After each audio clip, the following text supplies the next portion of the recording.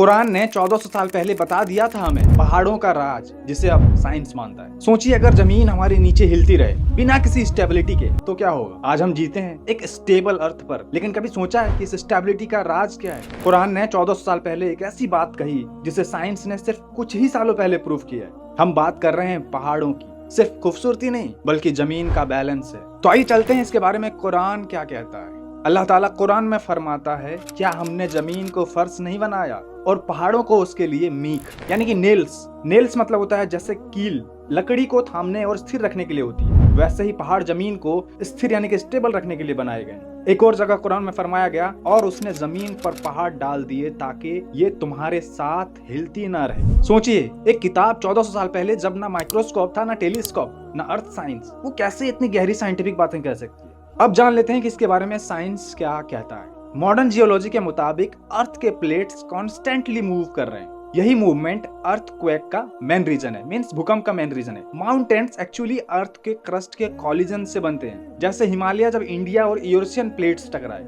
और ये पहाड़ सिर्फ ऊपर नहीं होते बल्कि उनका बड़ा हिस्सा नीचे होता है, जैसे आइसबर्ग का हिस्सा समुद्र के नीचे होता है। जियोलॉजिस्ट कहते हैं पहाड़ एक पेग यानी कि मिक की तरह काम करता है, जो मैंने आपको पहले बताया, जो टेक्टोनिक प्लेट्स को एंकर देते हैं और एक्सेसिव मूवमेंट से प्रोटेक्शन करता है, उसको बचाता है। यानी वही बात जो कुरान ने पहले ही कह दी थी।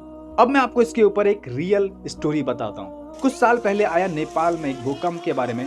2015 में नेपाल में आया था एक भयानक अर्थक्वेक जिसका मैग्नीट्यूड था 7.8। लेकिन एक अजीब बात सामने आई थी, जहां माउंटेन्स डेंस और लार्ज थे वहां डैमेज कम हुआ, लेकिन जहां प्लेन एरिया था बिल्डिंग्स इजीली वहां पर गिर गई। ये एक रियल टाइम एग्जांपल है कि माउंटेन्स का नेचुरल शॉक ऑब्जर्वर का काम होता है। साइंटिस्ट ने कहा mountains absorb and distribute seismic energy, और यही तो कुरान कह रहा था, ताकि जमीन तुम्हारे साथ ना हिले। अब सवाल यहाँ पर ये होता है कि साइंस कुरान से मैच क्यों कर रहा है? क्या ये कोइंसिडेंस है? एक ऐसी किताब जो इलिटरेट प्रॉफिट मोहम्मद पर नाजिल हुई, उसमें ऐसे जियोलॉजिकल फैक्ट्स, ये हमारे लिए सोचने की बात है। कुरान सिर्फ एक रिलीजियस किताब नहीं है बल्कि गाइडेंस, मायरिकल प्लस नॉलेज का सोर्स है। अब यहाँ पर लोगों के कुछ डाउट्स होते हैं। कई लोग ये कहते हैं कि ये तो मेटाफर होगा या शायद बाद में मिलाया गया होगा, लेकिन कुरान की प्रिजर्वेशन इतनी स्ट्रॉन्ग है कि हर आयत हर लफ्ज वही है जो 1400 साल पहले था। इसलिए साइंस अगर कुरान से मैच करती है तो यह अल्लाह की कुदरत का सबूत है। फाइनली मैं यही बोलना चाहूंगा, जब तुम अगले बार कोई पहाड़ देखो तो जरा सोचना, ये सिर्फ एक पत्थर नहीं है,